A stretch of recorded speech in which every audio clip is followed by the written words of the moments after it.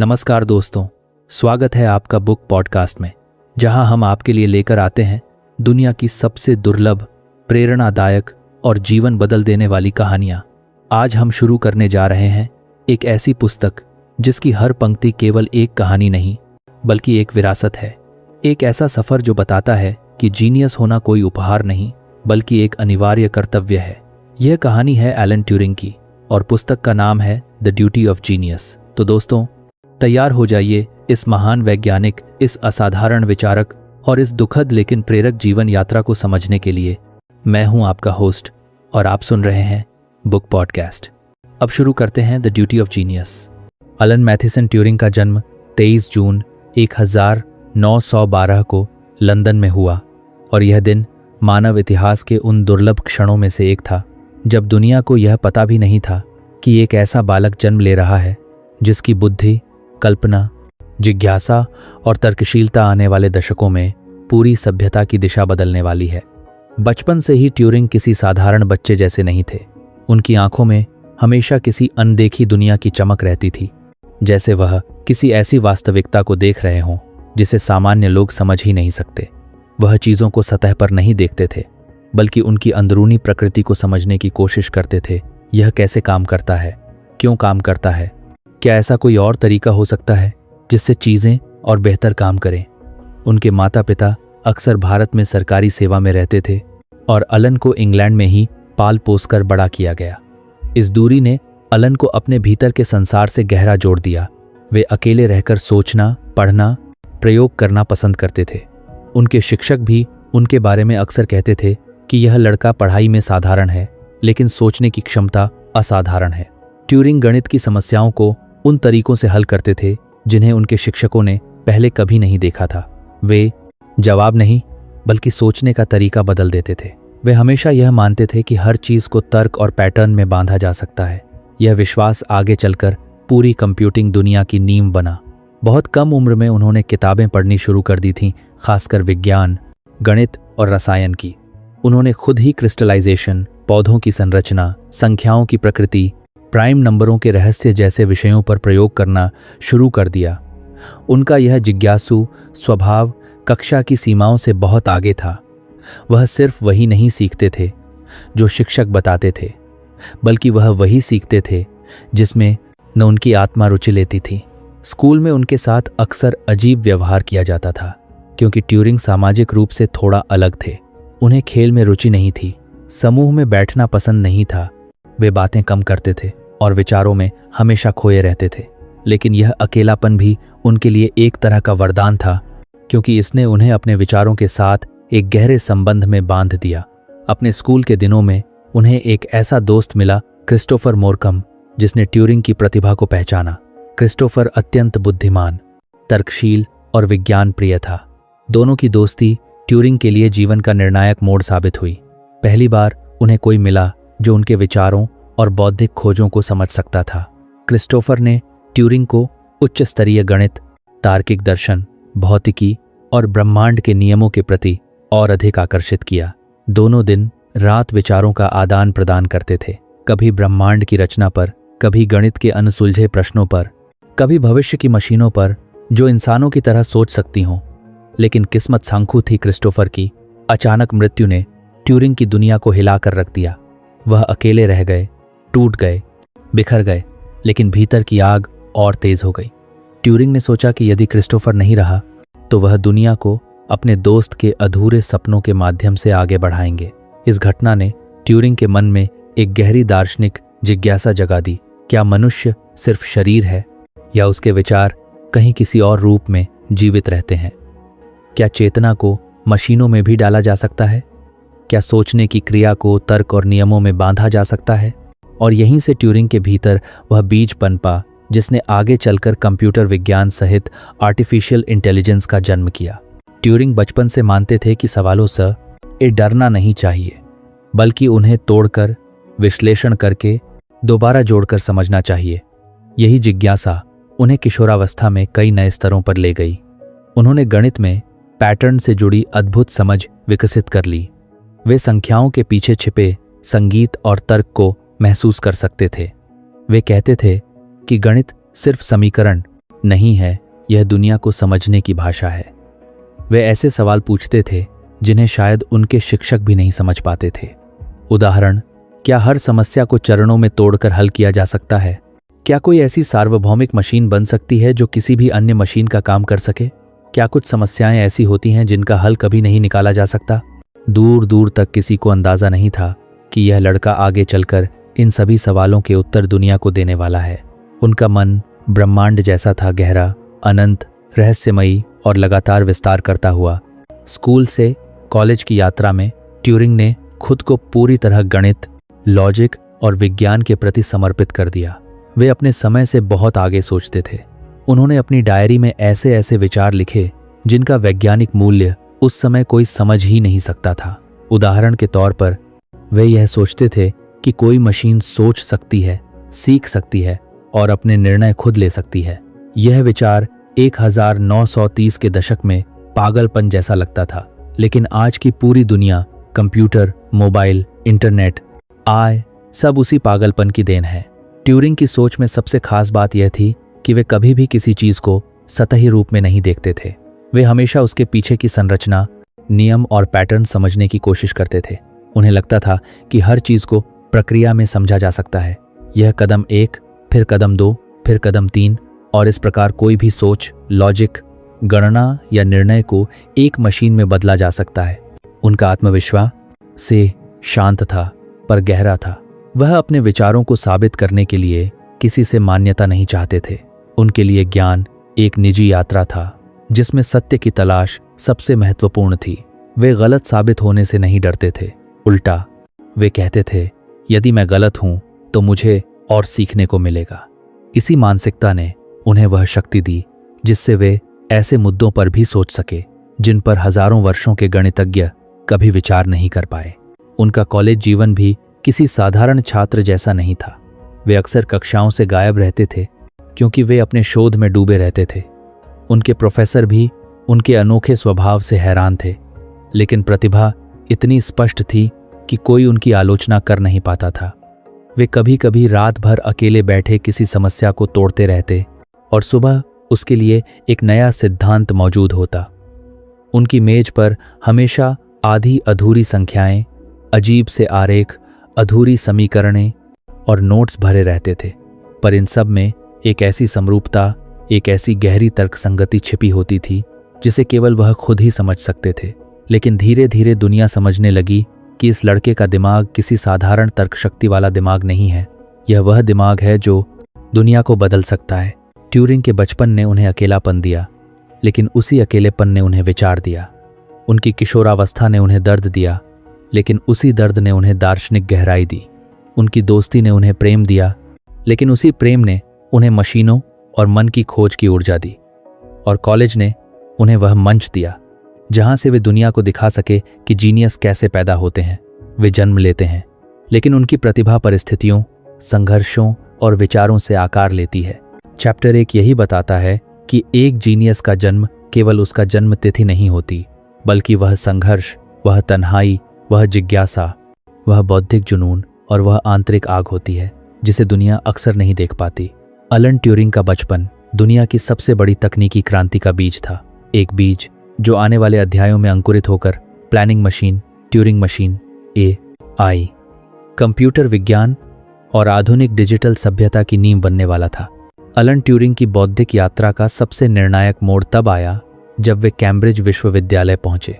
यह सिर्फ उनकी पढ़ाई का स्थान नहीं था, बल्कि उन्हीं दीवारों के भीतर सोचने की प्रक्रिया का भविष्य बदलने वाला था।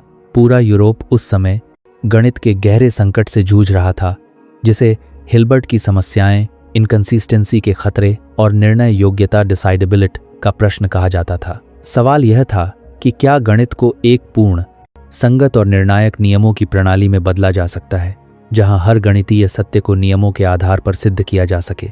यह सवाल सुनने में जितना आसान लगे, वास्तव में विज्ञान के इतिहास का सबसे बड़ा चुनौती प्रश्न था, क्योंकि यह निर्धारित करने वाला था कि मानव बुद्धि की सीमा कहां तक है। ट्यूरिंग इसी दौर में अपनी विचित्र परंतु अद्भुत सोच के साथ उभरते हैं। वे इस समस्या को किसी दार्शनिक बहस के रूप में नहीं देखते, वे इसे प्रक्रिया के रूप में देखते हैं। अर्थात यदि हर गणितीय तर्क को नियमों में बदला जा सकता है, तो क्या वह नियम एक मशीन भी चला सकती है? क्या किसी भी तर्क को हम चरणों में बांट सकते हैं? कदम 1, कदम 2, कदम 3, और क्या ऐसी प्रक्रिया सार्वभौमिक हो सकती है?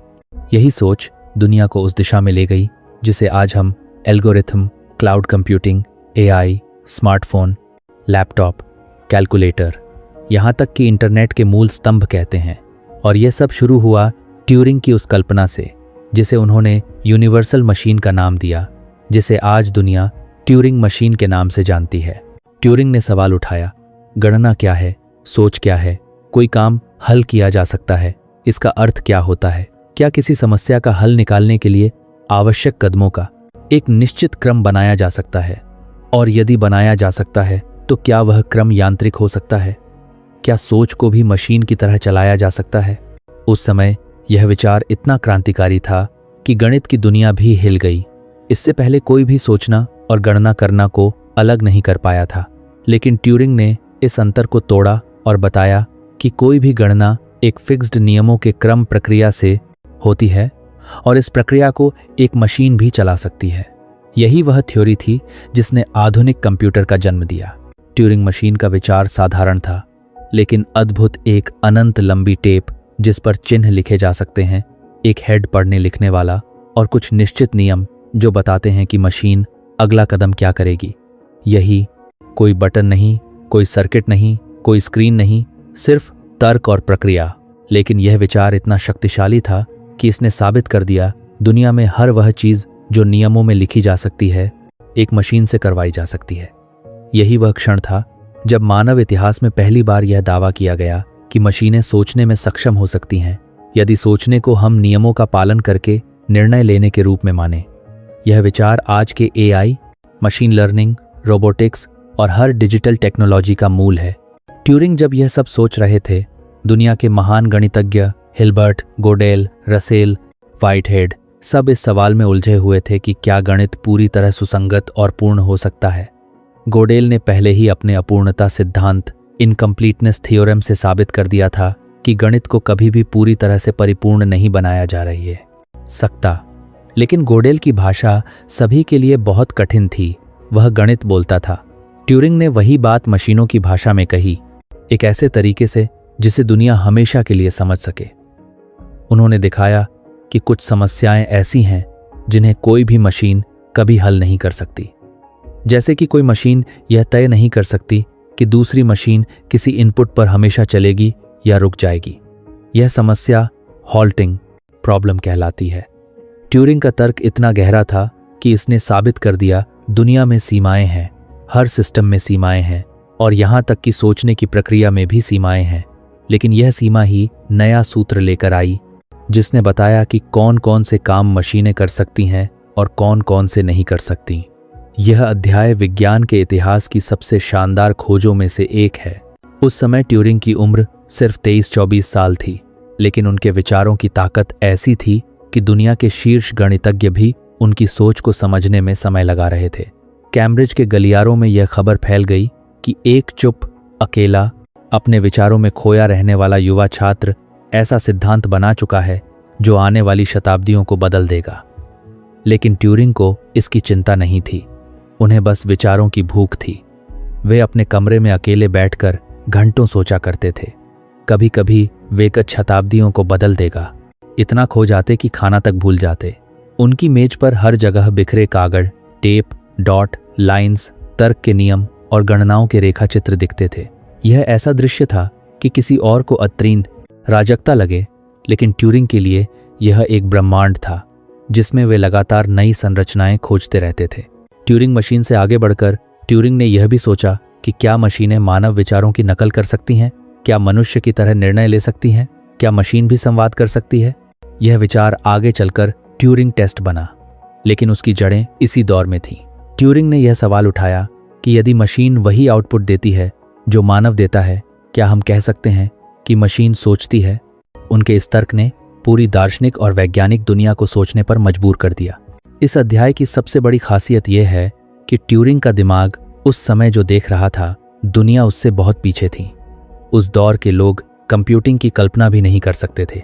मशीनें सिर्फ भारी भरकम औद्योगिक उपकरण थीं जिनका दिमाग नहीं होता था। लेकिन ट्यूरिंग ने मशीन को दिमाग देने की नींव रख दी थी, दिमाग जो नियमों के आधार पर निर्णय ले सके। और यही वह क्षण था जब डिजिटल क्रांति की शुरुआत हुई। ट्यूरिंग का यह दौर कठिन था क्योंकि उनके विचारों को स्वीकारना आसान नहीं था। लोग सोचते थे कि यह युवा कुछ प्यादा ही कल्पना कर रहा है, लेकिन ट्यूरिंग को परवाह नहीं थी। वह कहते थे कि सत्य समय के साथ खुद को साबित कर देता है। उनके शोध पत्र on computable numbers with an application to the Entscheidungsproblem ने 1936 में दुनिया को हिला दिया। इसमें उन्होंने 2 बातें सिद्ध कीं। कोई भी प्रक्रिया जो नियमों में लिखी जा सकती है, एक मशीन से करवाई जा सकती है। कुछ प्रश्न ऐसे हैं जिनका हल किसी मशीन से कभी नहीं निकाला जा सकता। यह विचार गणित, दर्शन, तर्कशास्त्र, इंजीनियरिंग सबकी दिशा बदलने वाला था। इसी विचार ने भविष्य के कंप्यूटर इंजीनियरों को यह दिशा दी कि उन्हें मशीनें कैसे बनानी हैं। ट्यूरिंग मशीन सिर्फ एक काल्पनिक मॉडल थी, लेकिन वह इतनी शक्तिशाली थी कि उसने साबित कर दिया कि कंप्यूटर कैसे काम करेंगे। इसका पूर्ण सिद्धांत ट्यूरिंग पहले ही दे चुके थे। उनके विचारों ने एक और प्रश्न उठाया, क्या मानव बुद्धि भी इसी तरह काम करती है? क्या मनुष्य का दिमाग भी सिर्फ नियमों का एक बहुत बड़ा सेट है? क्या मनुष्य की चेतना को भी तर्कपूर्ण कदमों में बांटा जा सकता है? यह सवाल पूरी दुनिया को आज तक परेशान करता है। आधुनिक आई इन्हीं सवालों का उत्तर खोजने की कोशिश है, लेकिन यह सब एक शांत, अंतर्मुखी, अकेले रहने वाले युवा की सोच का परिणाम था। ट्यूरिंग के पास संसाधन नहीं थे, तकनीक नहीं थी, उपकरण नहीं थे। उनके पास सिर्फ उनका दिमाग था, और वही दिमाग दुनिया का पहला कंप्यूटर बन गया। ट्यूरिंग की महानता सिर्फ उनकी बुद्धि में नहीं थी, बल्कि उनके साहस में थी। वे उन प्रश्नों पर सोचते थे जिन पर बाकी लोग सोचने से डरते थे। वे उन सीमाओं को छूते थे जिन्हें असंभव माना जाता था। और यही कारण है कि वे सिर्फ एक वैज्ञानिक नहीं थे, बल्कि एक विचार क्रांति थे। इस प्रकार चैप्टर 2 हमें यह दिखाता है कि ट्यूरिंग मशीन का जन्म कोई तकनीकी निर्माण नहीं था। वह एक दार्शनिक विद्रोह था, एक गणितीय क्रांति थी, एक बौद्धिक विस्फोट था, जिसने साबित किया कि सोच को समझा जा सकता है, लिखा जा सकता है और मशीनों में बदला जा सकता है। ट्यूरिंग ने दुनिया को गणना का अर्थ समझाया और उसी ने आधुनिक डिजिटल मानव सभ्यता का मार्ग बनाया। दूसरा विश्व युद्ध शुरू हो चुका था और पूरी दुनिया अराजकता में डूबती जा रही थी। जर्मनी की शक्ति, हिटलर की सेना की गति और उनकी तकनीकी क्षमता देखकर यूरोप की कई सरकारें भयभीत थीं। लेकिन जर्मनी की असली ताकत केवल उसकी सेना नहीं थी, बल्कि उसकी गुप्त संदेश प्रणाली थी, जिसे एनिग्मा मशीन कहा जाता था। यह मशीन इतनी जटिल थी कि द्रानहे उसकी द्रानहे दुनिया के किसी भी देश का कोई भी गणितज्ञ या वैज्ञानिक इसे तोड़ पाने की कल्पना भी नहीं कर सकता था। हर दिन लाखों संदेश एनिग्मा द्वारा भेजे जाते थे और इनके कोड इतने जटिल थे कि यदि कोई मशीन पूरी गति से हर संभव संयोजन को जांचती भी, तब भी उसे एक संदेश का कोड तोड़ने में लाखों साल लग जाते। उस समय दुनिया को बिल्कुल अंदाजा नहीं था कि यह असंभव लगता काम एक शांत, कम बोलने वाला, अजीब चलने वाला और अपने विचारों में खोया रहने वाला ब्रिटिश गणितज्ञ एलन ट्यूरिंग कुछ महीनों में हल करने वाला है। जैसे ही युद्ध शुरू हुआ, ब्रिटिश इंटेलिजेंस मिच्छा ने ट्यूरिंग को ब्लेचली पार्क बुलाया। यह एक अत्यंत गुप्त स्थान था जहां गणितज्ञों, भाषाविदों, शतरंज खिलाड़ियों और तर्क विशेषज्ञों की एक टीम जर्मनी के कोड तोड़ने में लगी थी। लेकिन सभी प्रयास विफल हो रहे थे। वहां काम करने वाले कई लोग मानते थे कि एनिग्मा का कोड किसी भी मानव बुद्धि की पहुंच से बाहर है। लेकिन ट्यूरिंग ने कोड को एक समस्या की तरह नहीं, बल्कि प्रक्रिया की तरह देखा। उन्होंने सोचा कि जर्मन ऑपरेटर कैसे सोचते हैं, वे वही शब्द हर दिन कैसे उपयोग करते होंगे, मौसम संबंधित रिपोर्टें कैसी होंगी। और फिर ट्यूरिंग के दिमाग में वह विचार आया जिसने इतिहास बदल दिया। यदि हम मशीन के नियमों को समझ लें तो मशीन के व्यवहार को दोहराया जा सकता है। यह वही विचार था जो उन्होंने अपने जीवन के शुरुआती वर्षों में ट्यूरिंग मशीन के सिद्धांत में विकसित किया था कि हर प्रक्रिया नियमों पर आधारित होती है और नियमों की नकल की जा सकती है। उन्होंने यह ज्ञान नियमों के तुवारा था को मैली तो बंदल को मोतू कर रहे किया युद्ध में लागू किया। ब्लेचली पार्क में ट्यूरिंग ने एक बिल्कुल नई मशीन बनाई जिसे बॉम्ब कहा गया। यह मशीन एनिग्मा के कोड को तोड़ने में सक्षम थी और यह दुनिया की पहली इलेक्ट्रोमैकेनिकल कंप्यूटिंग मशीनों में से एक थी। यानी उसी ट्यूरिंग ग मशीन की शुरुआती भौतिक छवि। यह मशीन दिन रात चलती थी और ऐसी गणनाएं करती थी जिन्हें मानव दिमाग कभी नहीं कर सकता था। ब्रिटिश सेना ट्यूरिंग की इस मशीन की बदौलत जर्मनी की हर सैन्य गतिविधि जानने लगी। कहाँ हमला होने वाला है, कौन सी पनडुब्बियां कहाँ जाएंगी, किन जहाज़ों पर खतरा है। इतिहासकार मानते हैं कि ट्यूरिंग की इस खोज ने युद्ध को कम से कम 2 साल छोटा किया और लगभग 1 से 2 करोड़ लोगों की जान बचाई। यह दुनिया की सबसे महान गुप्त जीतों में से एक थी। लेकिन दुख की बात यह थी कि ट्यूरिंग अपने जीवन में इस महान कार्य का श्रेय नहीं पा सके। ब्लेचली पार्क की हर गतिविधि अत्यंत गोपनीय थी। कोई भी वैज्ञानिक अपने काम के बारे में दुनिया को बता नहीं सकता था। ट्यूरिंग को दुनिया के लिए एक साधारण गणितज्ञ जैसा दिखाया जाता रहा, जबकि वास्तव में वह उस समय के सबसे महत्वपूर्ण युद्ध नायक थे। दुनिया को यह भी नहीं पता था कि आधुनिक कंप्यूटर की शुरुआत ट्यूरिंग ने युद्ध के दौरान ही कर दी थी। उन्होंने कंप्यूटिंग सिस्टम के लिए नए नियम विकसित किए, जैसे स्टोर्ड प्रोग्राम, प्रक्रिया नियंत्रण, हार्डवेयर और लॉजिक यूनिट की संरचना। इन विचारों ने बाद में von Neumann architecture, digital computer और आगे चलकर पूरे आई उद्योग की नींव रखी। लेकिन ट्यूरिंग के जीवन का यह दौर जितना महान था, उतना ही दुखद भी था। युद्ध खत्म होने के बाद ब्रिटिश सरकार ने ट्यूरिंग को खुले तौर पर कोई सम्मान नहीं दिया। उनका काम गुप्त था, इसलिए वह अपने योगदान का जिक्र भी नहीं कर सकते थे।